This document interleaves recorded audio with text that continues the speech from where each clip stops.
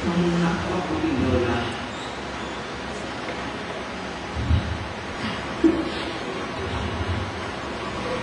Lahat ng pag-aalala niya sa akin, sa amin, kung paano niya ako pinalaki, kami, kung paano niya kami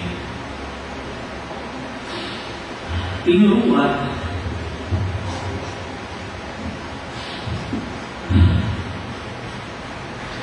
Mamimiss ko yung lola mo na magsasabi, napakagaling ko daw kumanta. Mamimiss ko yun.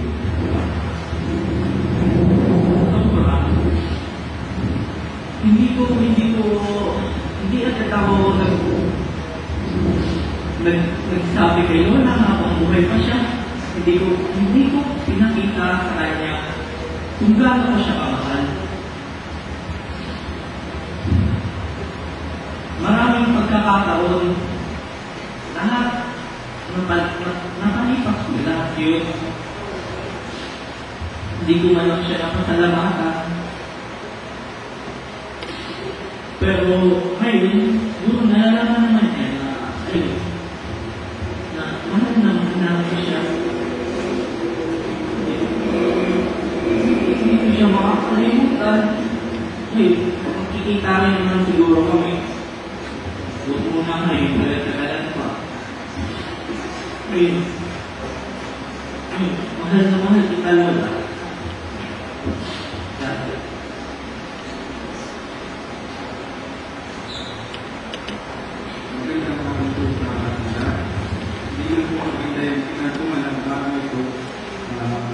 Nagpapagalaman po ako sa mga kasyaman sa pagpag ni Aden.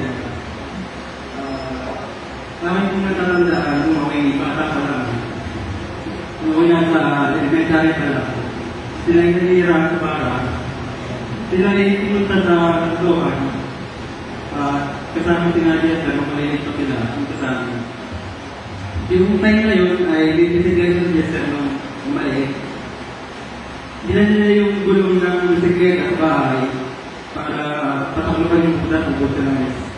Ngayon yung time yun, na yung idinipa para nagawin yun. Ay yung dumating sa pagaling sa trabaho, hindi ko pa nagawa. Ngayon nung hinahanap na ni Lola yung gulong, ilalagay sa bahay. Ang nakuha agad ni Papa, bakit ipinalo sa akin. Ngayon nung nakita siya ni Lola, siya yung umawa at siya yung umiyak. Dahil kahit isang beses, hindi niya kaya makikita. Yun yung nakamay Lola, napakabait niya sa ako. Kahit isang beses, hindi mo siya malangit kami ng matagal na panahon.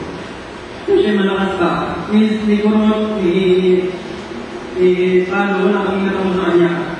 Talagang mapagmahal ng Lola. Tapos, pinagpapasalamat ko pang lupa kay Lola. Siyempre, kung hindi dahil sa kanya, siguro, wala talaga kami sa kung ginagawa namin ngayon.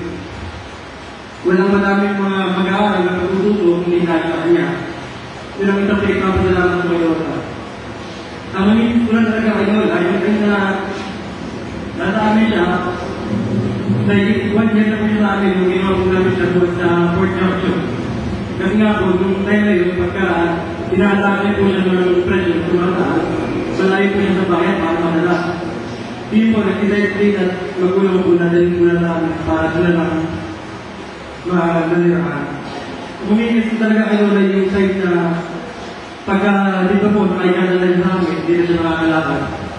Yung kaya po tayo namin doon, tapos sasabihin namin, wala, panik naman, tandaan. At sabihin mo na, ano ba niya, dami-dami. Sabi ko, 10 na lang. Tapos sabi ko na, sibilang ako ng isa hanggang siya. Tapos kung yung ibabalik na siya, magbilang. At sabihin nyo na, ay, sayakot ka naman. Sabi ko, 10 lang.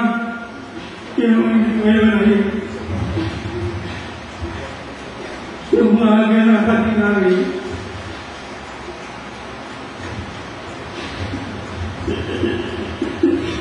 Wala. Yung, alam ko, malaki ka na. Sana patuloy mo kami